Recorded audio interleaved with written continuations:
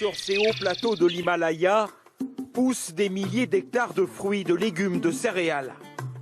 Mais pas un centimètre carré n'a vu la moindre goutte de produits chimiques. Le Sikkim, petite région du nord-est de l'Inde, est certifié 100% biologique depuis 4 ans. Résultat immédiat sur les marchés, de beaux produits, mais 15% plus chers en moyenne. Le prix est plus élevé, mais c'est parce que ces produits ont poussé sans aucun pesticide ni engrais chimique. Et ce sont uniquement des légumes de saison. C'est pour une vie plus saine. Je ne veux pas mettre tout mon argent dans les médicaments. Sur leur petite parcelle, Ken Kumar Chetri et ses parents ont donc fait comme tout le monde, du bio exclusivement. Tu enlèves les feuilles ? Oui, celles qui sont jaunes.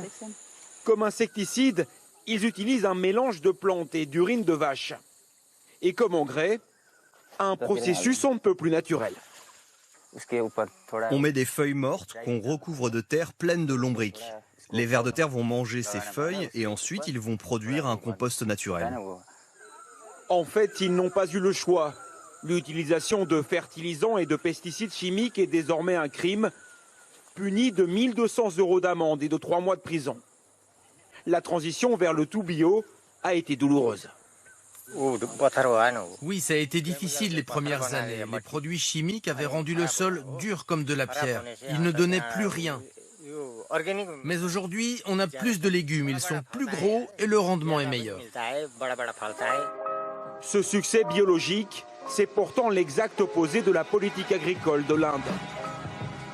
Voilà comment les agriculteurs cultivent dans le reste du pays, à grand renfort de produits chimiques subventionnés. Production intensive. La région du Sikkim est coincée entre l'Inde et la Chine, deux des plus gros consommateurs de pesticides au monde. Une région verte au milieu de deux géants chimiques. Les 66 000 agriculteurs du Sikkim ont été aidés dans cette transition. Les autorités locales ont mis en place des formations au bio. Des pépinières gouvernementales ont aussi vu le jour. Vérifie ces plantes. Et mets bien les plus grandes de côté. Ce sont des plants de papaye. C'est le département horticole qui nous fournit les graines. On les fait pousser de manière à ce que les plantes ne soient pas porteuses de maladies. Comme ça, lorsqu'on les donne aux fermiers, ils ont beaucoup moins de pertes. Il a fallu 13 ans de travail pour y arriver et 13 millions d'euros d'investissement. Aujourd'hui, les rendements agricoles au Sikkim sont équivalents, voire meilleurs qu'avant cette interdiction. Le gouvernement régional a aussi lancé un programme de reboisement et de lutte intensive contre le plastique. C'est ce qu'ils appellent la révolution bio.